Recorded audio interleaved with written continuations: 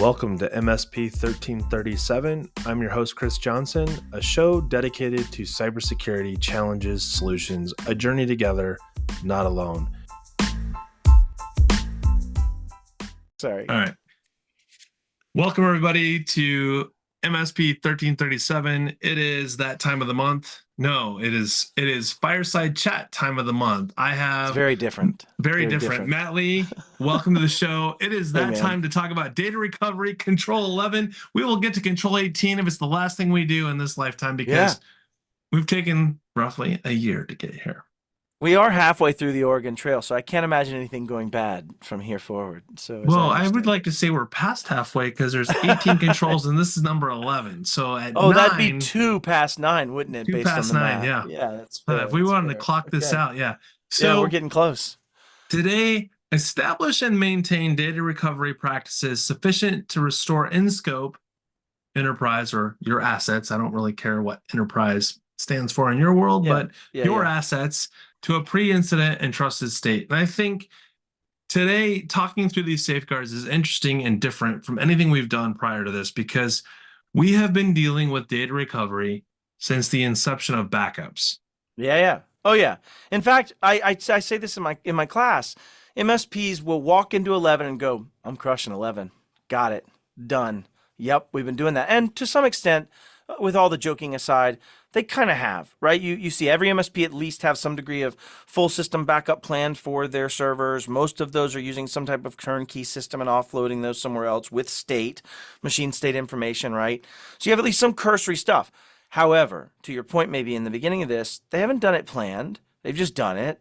They haven't really even all of them gone down the journey of restore time objective, restore point objective, mapping that to business functions and times. Well, let's trivialize this a little bit. Let's rewind. So like 10, 15 years ago, we were pretty, we had a plan, right? Like you only have so much space that you can put data to without it breaking. Like you went out of business because you had too many tapes to put data on.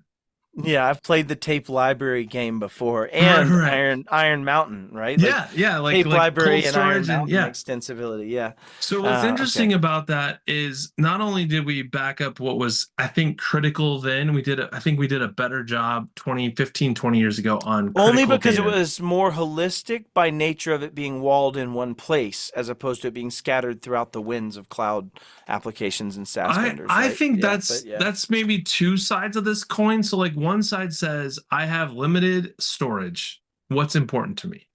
That's fair. Okay, so through that scarcity creates choice in that definition. I could see that as an argument, Chris. And then you fast forward with things like operating systems and bare metal restore. Some of those things that we used to have to back up, we don't anymore because they can be rebuilt and then virtual objects, things to that nature, right? Ephemeral machines that just have a data set reference, things to that nature. And then 2015, 2016 happened, and we started to see ransomware at a level that we had never seen before. Malware at another level, not necessarily ransomware, but malware early on, like Emotet and things of that nature, Zeus botnet, other extensibilities that were like financial crime killing stuff. It and restoring from backup was like, I got this if you were doing a good job. Yeah, for sure. But now we shifted in 2015 to like, what was encrypted and what was damaged and what really means restore. So like a bare metal restore might be bare metal restore to something else because physically we don't know at what hardware level you might have been compromised. Like they're in the chips.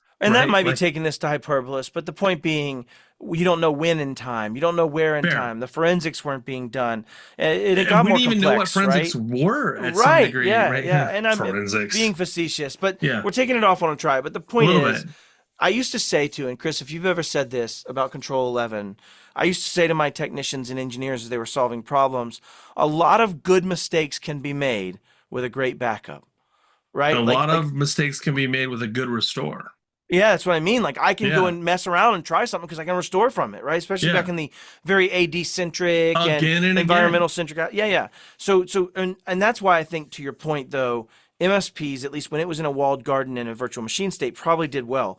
Let's look at some of the safeguards. Our processes were rock solid. So 11.1, establish and maintain a data recovery process. I think most MSPs, if we went back a decade, had a process that was pretty solid because the variables were pretty consistent. They didn't just change at willy-nilly. Yeah, and if you read this other paragraph here, and why is this control critical? When attackers compromise assets, they make changes to configurations, add accounts, and often add software or scripts. These changes are not easy to identify, as attackers might have corrupted or replaced trusted applications with malicious versions, or the changes might appear to be standard-looking account names. Configuration changes include adding or changing like they go deep into just some of the TTPs that you would have seen back then. This is a very This was written control. 3 years ago. It is, and so, but the reasoning behind it is right. And so let's look at this. Let's dig into 1.1. You started it. We've got process. And that is let's preface one thing first, because a lot of controls have IG1, IG2, IG3. This literally, except for one safeguard, is IG1. Yeah, 11.5 I think is the only IG2, IG3. Yeah, it's IG2. It's not even on IG3. And that does say that even though it's 11th in the safeguards, it's 11th with the, would you just like make fun of my extra th, my 11th? At least what is that? Swansea? Oh, I was just gonna go with Elvish. Like, is that 11Z? Drei, 4, 5, 6, 7, 8, 9, Zane, Ulf. Is it Ulf? Nice. What's 11? I mean, I can do Onse. See, I can't even get it right. Elf.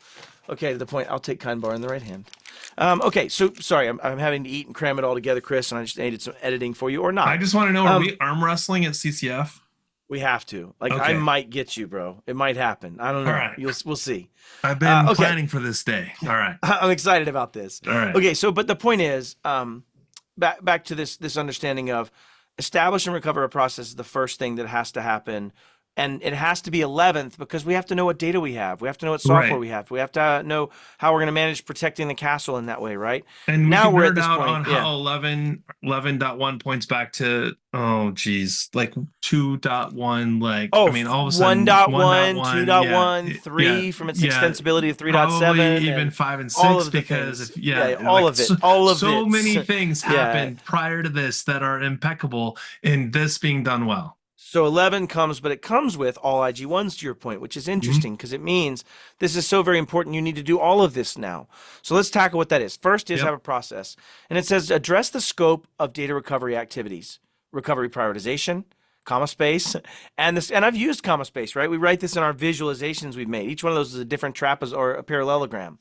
And it says recovery part is prioritization, like what's most important, comma space. How secure is the data? Like if it's secure data, I need to be backing it up in a secure way. And that does also include 5.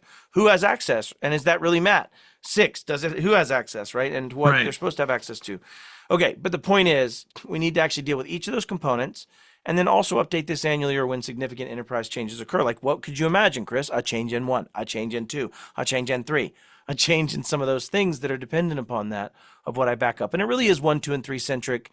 And then who and what are the 5 and 6 centrism aspect. Right? I also like this 11.1 because it uses a word that is not consistent across safeguards. Like there's very few safeguards throughout that use this word. It says process.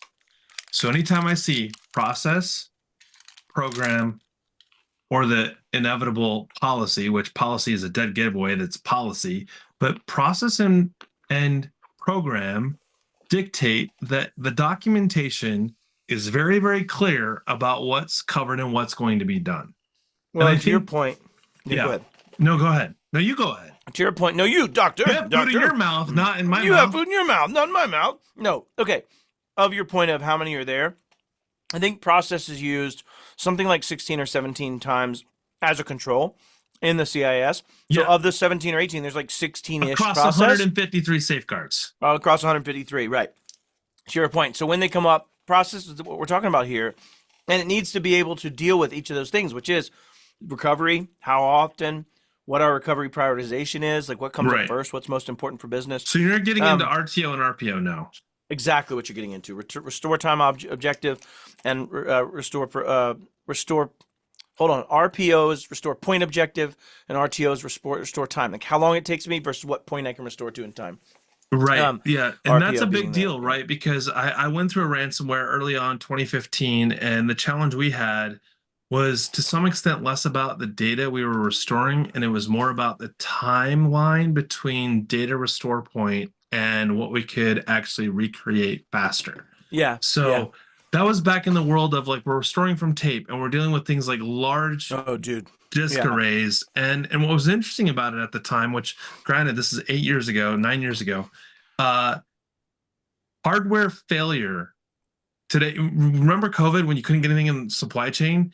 Yeah. Hardware failure on big enterprise infrastructure was not like you just picked up the phone and called Dell and said, hey, ship me that EMC SAN with the 20 drive array. Yeah, like, that was 3 months from now or whatever it might They're be. like, cool, right? we got you. We're going to send you 2 of them. And they're like, oh, by the way, the hard drives have been delayed because of the Suez Canal. No, we just haven't built them yet. Right. We're waiting on Taiwan at this point. Right. Yeah, 100%. Well, and so the point is 11.1 says have a process. So how many of you MSPs or practitioners out there listening have a backup and restoration process? My gut says most of you do, at least in some form or fashion. I would say you have something. The tool is probably doing a lot of that stuff for you. The execution of it, but the process must be dictated somewhere else. I don't want to disambiguate that problem. That's fair. You're right. That's fair. But like as soon as I configured it, I may have forgotten it. Yeah, and so think of it this way. One of the other things you can think about that's something we invented through the work group, Chris, is the parameterization concept, parameterization and data flow. And that comes down to how do we represent these interrelationships between 11.1 and 11.2. Well, think about 11.2. If I have 11.1, which is a process, we should tell them what it is. 11.2 is a parameter for 11.1. It says, hey, guess what? Not only should you have a backup, but it should be automated. Well, I would automated also say backups, that the funny part about this control is the parameters are 2 through 5. Yeah, they are 2 through 5, and that's my point. We don't see the way that these elsewhere. work out. These are we see it also in 14. We also see it, but anyways, not to be summative. We don't see it many places. To your point, yeah. Is this like process? You are working with Dr. CIS at this point, so I do apologize. I feel like I've put enough hours in. I feel like that's one of the games on like that's like on the Nintendo whatever. Right, like Dr. Mario, Dr. Wario, all the variants there. This is Dr. CIS. There it is. It's I can a terrible see you as a game. character in the game. A terrible little game. Yeah. I want to be Matt Lee in Mario Kart. Why do these pills have 26 surface sides? How am I going to match these up anyway? Also, are the milligrams in this? Is that a safe dosage? So 11.2 says perform automated backups, which really says of in-scope assets. So that's the first thing to think about. What's in scope? To your point earlier, that's what got shifted and decisioned upon when it came to being judicious of storage that was limited. The other piece is run backups weekly. It's the first time you have a prescription in this variable to say that I need to run it weekly or more frequently based on the sensitivity of data. I don't know about you, bro, but I was not okay to back up my clients weekly on their servers. Like no. In fact, and you know, it's funny you say that because I remember when we got really excited about continuous backups based on file changes, right? And this is largely where exploitation comes in, right? If I modify a file, it gets backed up. If I modify lots of files, they get backed up. So if I'm doing continuous backup, at what point in time does the original become no longer available because I've done it so many times? But what's interesting about that is that made for the ability to back up large volumes of data because we were only backing up the changes. The delta. Yeah. The delta. Right? It was calculative. Yeah, absolutely. So that has had a lot to do with the state of threat actors in today's ransomware space, and why the double extortion started getting created in December of 2019, right? When it was. Yeah, we don't need to call out the date. That was a bad day for everybody.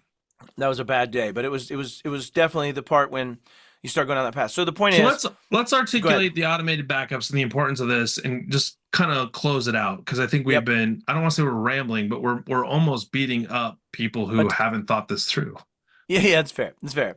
Automated backups, you need to have it where the humans aren't the failure point. That's why automated. I can't spin enough plates to keep everything backed up. Ask me how I know.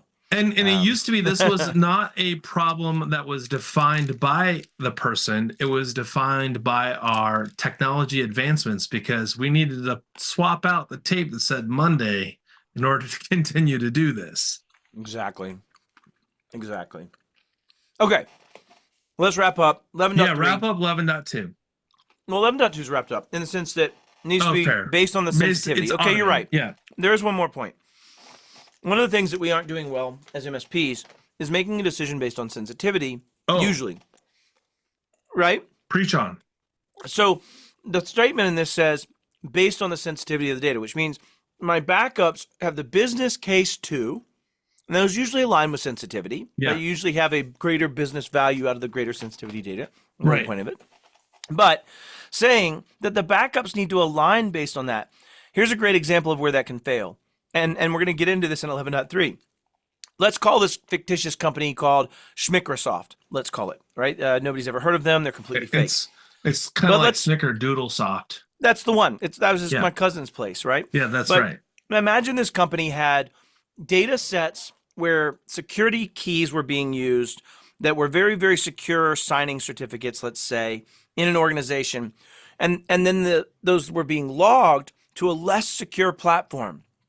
And that less secure platform had a flaw that allowed someone to access it or some other person allowed access to it. The point being, I now have a lesser sensitive piece of platform information where the backups are being stored and a more sensitive platform where the production is. That's a problem, right? Because you now run into somebody that has less sensitive access can now access a key, let's say, and then maybe thousands of Microsoft or Schmicrosoft accounts get compromised through that key being able to forge OAuth certificates. Is that really the question here? Because I feel like when I read this, and correct me if I'm wrong here, but when I read this about sensitive data, it's really about frequency here. Yeah, frequency of the backup. So to your point, I feel like this gets us into maybe let's skip 11.3 for a minute, because I think so 11.3 is the only one that talks about protecting the data. And that's where 11.3 is exactly what I just started us down the path on. Let's skip it for a second and let's establish 11.4. Are you just trying to prove the non-yellow brick road version again? Like, are you going back to the Steam? I'm going to show you what it's like when I push you down the slide. When I push you down the slide. Okay, we're going down the chutes and ladders. When I flex in that arm wrestling match, you're like, I wish he would put it all in right now, because I don't know how much more long. Yeah. I'm with you. You may find him hard to let go of and get a hold of here. Yeah, we're going to do this like Sylvester Stallone will be like the guy in the truck with the hand grips. Yeah, anyways, I digress. Okay, so why I wanted to skip though is kind of in the same vein. So recovery of data in some cases is more important than protecting the data, because if you can't recover it, it doesn't matter how protected the data. So you're now getting into 4 and 5 is what you're getting to. And so what I wanted to say is why if we cover 11.2, 11.4 and 5, so we've covered 4 of the 5. The reality is 11.3 proves that all of the other things are moot if you can't protect the integrity of the data, right? And to your point, maybe 11.4 and 11.3 are out of order is the way I might look at this. That's kind of what I was thinking. Like I feel like that's if Phyllis is listening, I apologize to you, Josh, and Charity. I'm just totally kidding. But that's just kind of the observation I had. I think about all the pain that we've been through. I'll make the argument for you. Then do it. So 11.4. I'll just tell you what 11.3 is, and we'll come back to it. 11.3 says protect recovery data with the equivalent controls to the original data. So we know what that says. Right. Like you don't restore data where it's like now everyone has access to the root folder. Or you don't even put the stored backups that way. No. What they're getting at is really, Chris, protect the backups in a way. Like if I back up very sensitive servers to a non-sensitive backup location, and somebody has access to that, they now have access to sensitive data. So that's 11.3. 11.4 though says, hey, threat actor's going to threat act, and when they come in and they have access to the backup server that's on the same domain because you put it on the same domain. So sorry if you're one of those people. I love you, but you shouldn't. Permission criteria away in 11.3. Yeah. And so 11.4, you're now saying, hey, I have an isolated instance of recovery data. Think like third parties, like a Datto or Veeam. If you set up Veeam Cloud Connector, things that allow you to get a data copy. Lots of those. Yeah, I'm not trying to be exhaustive or exclusive. I apologize. These are just examples. But in fairness, it's a good thing to bring up. If you're a vendor in this camp, like you have 6 pages of permissions, and we're back to control 5 and 6. Like this should be something that we treat no differently than we would have with Active Directory, where it's like, no, you are not admin privileged. No, you do not have local admin granularity rights. Of permissions, right? It's and things so granular today in our third-party vendor space. Like, oh, that's on page 4 of the permission settings. Like, this is a perfect example of why that can become problematic.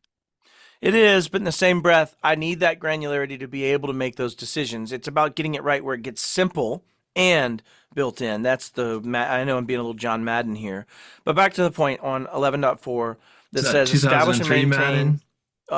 Was certainly It was definitely in the time of like, you're not winning because you're simply not scoring enough points. Yeah, thanks, Madden. I figured that out. Like that was part of this mathematical Brady the equation of ball. winning football. Yeah. Okay, but 11.4 says have an isolated instance. That would be back to that point of saying, I as a threat actor get in and can compromise the environment. You want to limit how much I can compromise so that you have another copy of that backup, an isolated instance, and this follows the 3-2-1 rule. 3-2-1 meaning, right, I have 3 copies of the data, right, 2 different medium types, and 1 in an offsite location. That means I have the production data, my backup one site, and potentially a third party. And then when you get to cloud, that may not directly apply, the 3-2-1. I just realized why 11.3 lands before 11.4, because in 11.4, if the data is encrypted, this adds to that isolated layer. It does. If it's not encrypted, this becomes Pandora's box. Well, but this is talking about reference encryption and data separation, so both come in play, and that's why 11.4 further defines it. Offline, cloud or otherwise, if someone were to gain access to it and it's not encrypted, it goes back to it's just everybody has permissions to the data. Yeah, and you have to think of it as now, if I can control encryption, I can do something that's magical, and that's called cryptographic shredding. Meaning that, let's say, I hand you... Don't have the keys. Here's a great example. I hand you an envelope with a letter in it, and that letter has just absolute damaging evidence about something. Is it scented? It's scented, and it smells like despair. But it's been scented, right? But the point is, I have this letter, and I hand it to you. If you were to open that and reseal the envelope, I don't have any knowledge of whether that has happened. And I now have to assess you to a high level of degree of will he open the envelope. Let's just say that's a simple way to look at it. Well, this is obvious that you didn't use the king's crown seal of wax on that envelope. To your point, I would be now by encrypting the letter before I hand it to you and only then giving you the key when it's time for you to read it. Right. Now I actually don't have to vet you as much. I don't give a crap about you because I could destroy the key and therefore you could never read the letter.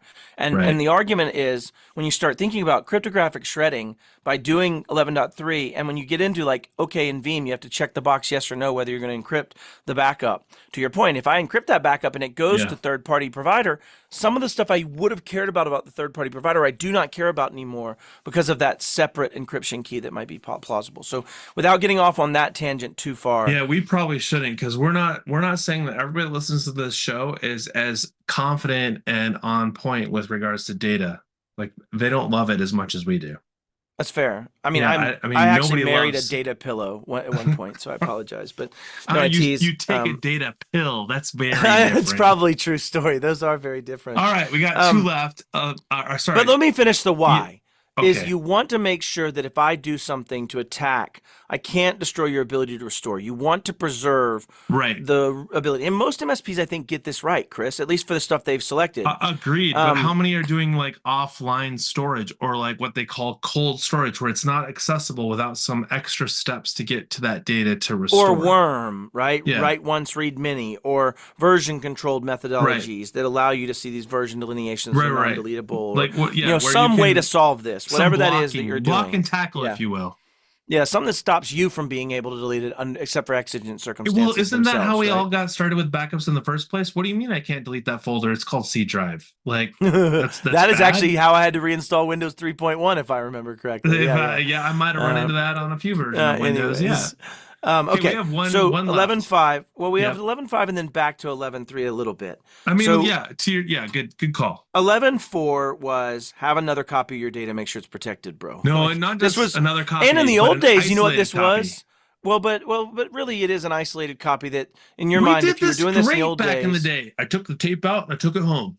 And I gave another copy to Sally, and she put it in her safe. Like that was how you dealt with that, right? Like, and then you found that drive on the parking lot ground, and you thought, I should put this in my computer. And you know it wasn't Sally that dropped it; it was actually Bill. Unfortunately, we always know it was Bill. And Bill had a drive that you should not put in any computer. True. 11.5 says, and this sounds so stupid that you have to say it, but like, let's say you were an auto mechanic that never checked to see if the starter fixed the motor. Like, how smart would you be if that was the case? And so test recovery data says, hey, listen, bro, go check and make sure it actually works. And you see people get cute with this, right? Because they take it to like, oh, I have a boot screen image. Right. Well, what does that mean? We're talking about layer 7. not just the application being an operating system up. I want to know, is the application layer being delivered? Can I access it? Is AD functional? Is the forest trust broken? Do I have an AD tombstone situation playing out? Am I dealing with an identity problem with Azure AD? Like all the things. So I love my ThinkPad Lenovo. Like this is my favorite Windows laptop that I've had, and I love it. And I will tell you along those lines, I could get to the login screen and I could authenticate. And when I authenticated, guess what I got? Blue screen every single time. And what I discovered was, I don't want to talk about it, but basically I had inadvertently tripped the trigger that said, the person logging into this machine might not be who he says he is. Well, that's fair. And fair. It was literally my Windows profile had gotten corrupted. And to your point, on a server seeing a screenshot, you don't know that the rest of it's being delivered, and that's the problem. So why, the when you read login this on the screen does surface, not tell you everything, right? Like it only tells you like we were able to get this far. We got past BIOS and boot. We are here. right. Test data recovery says test backup recovery quarterly, comma space, or more frequently, comma space, for a sampling of in-scope enterprise assets. So when you think about that, a sampling doesn't pause mean for a second every so asset. we don't miss this, because for those of you that don't know, when Matt says comma space, this is not because Matt's a grammar expert. This is because he's telling you something that's really important. So recovery quarterly, comma space, or more frequently, comma space, gets into 11.3 and 11.2 because the frequency in your automated backups and the data recovery, you need to be able to and its value to your business and its sensitivity and it's those things. And yeah, but anyways, your data recovery, if this is an OS backup, I'm going to tell you right now, quarterly is probably overkill for the version of 11 Windows to make sure that Windows is functional when you've got bare metal restore capability. But if this is your QuickBooks file and it changes every 4 to 8 hours and you check it once a quarter, that's problematic. Yeah. And that is where that sampling comes into play. Right, absolutely. Here's a great example. Like one of the things about sampling, let's talk about it. So an auditor wants to sample, or an assessor wants to see a sample of these safeguards and evidence. Let's say I'm going to ask for 14 things out of the 153. Yeah. Imagine then out of that sample, out of those 14, the first 5 you are not meeting. My sample just changed. My sample might now be all of them. My sample might be 100% inclusive. Right. So you could see and understanding that sampling, when they say a sampling, doesn't mean that that sample is static. That sample should mean if I start seeing evidence of a high degree of failure of QuickBooks file backups, maybe I need to now change that sampling size. Or and right we to saw that this effect. a lot in the database space, right? Like having a backup restore process and getting or in your backup process seeing lots of errors. Data was active, and lots of things. It didn't mean the data integrity was compromised, but if you started getting frequency of errors, it was time to check your backups to make sure that those were not compromising the data. Yeah, that's a great point. So testing, what does that mean? That means if you're really serious about it, you are really getting to the beginning of 11.5, and the reason it's an IG2 is you're starting to get into a disaster recovery type scenario, because you can't just say I tested one machine. You have to test a system. They're interdependent. They don't just stand alone. The ability to still use it. Yeah, that's it, bro. So you're now having to figure out how you're going to stand up a separate environment, test the existing. Like think about banking. How do they do this? You get one call from Fiserv and they go, hey, on Saturday at 2 p.m., you're going to change the VPN over to this VPN and you're going to do 12 transactions and see if these things work. That's it. That's their test. But that's a test, and it takes live infrastructure. No, but my point is, no. I think you're missing the point here. I know. It's that I actually have all the components necessary to actually construct that separate system. To rebuild and when I something test that it, my replicates computer's what you function. had. Full system function. Right. Because I think this is really important to note. Like someone can rebuild a system on, say, a machine, but if your company has 5,000 employees and tens of thousands of transactions happening in real time, then to say I restored a like critical, like 3 of us can get in there, that doesn't necessarily mean you restored anything, because what happens when everybody hits that restore and now you're corrupting data that's not being corrupted by somebody else? Yeah, I exactly. digress. Let's go back to recovery data real quick and close this out. So 11.3 was protect recovery data. I think we've kind of skirted it a little bit in the way we've approached how we test data and the why, because protected data should show proof when we do recovery. Well, and then how do you test? Do I now let someone not equivalently able to access that sensitive data test the sensitive data, or do I have to test with people that have purview to those things? Those are the challenges, this is right? controls 5 and 6. Yeah, it really is. And then 5 and 6 applied through the lens of the person turning the wrench on checking the data. How do you have that managed? We did it by having an FTE. That's all she did. Controls 5 and 6, not dot 5 and 6, because there's I figured. Oh, for the person listening, I made the jump to just to be clear. 5 being account management, 6 being access management. Yes, totally. Yeah. All right, Matt, close us out with recovery data. Yeah, I think when we look at it from testing recovery and protecting recovery data, you now get into how fast, how often, and then protecting recovery data with equivalent controls goes back to my Microsoft example. You take a system that had very, very high sensitivity at work. Like at the end point, Chris Johnson's the only person able to access this because he's top super secret squirrel, right? Candidly, it should look the same. It should look the same. And that's the point. The recovery data should match that. And when you think about it, the more sensitive the data, the more things I should do, such as, and this is what they mean by this, encryption, data segmentation, different ACLs, things to that nature that allow you to meet the requirements of the original data. Think about CUI or FCI as they apply in that. This and is how going that to get applies. into SPD, You don't want to get one of those. But I'm going to say, like, if we apply 11.4 and 5 to this, if there's clarity around 11.3 and the data we're talking about, then your 11.4 and 5 are going to have a lot of predefined data variables already set for you because, so for example, data recovery quarterly or more frequently, based on the sensitivity of data that you're protecting, this is becoming more and more critical because getting it wrong one time may be catastrophic. So if your tests are too far apart, you may not know whether or not it would be bad until bad things happen, right? So like one has to be very careful with this approach. So 11.3, I now recognize where it sits, and I apologize to anybody that might have said we should move it. Wasn't that like, I think you? Yeah, it was me. It was me. And maybe me. I think I'm in the same boat. So like I pushed you down the slide and said I wasn't going to do it, but like you're going to go down the slide. All right. Yeah, totally. I think we've covered this. If you have questions, you know where to find Matt. I'm not going to tell you where to find me, but Matt will probably point a finger. If you've been listening to this has been an episode of MSP 1337. I appreciate all of you. Thanks, and have a great week.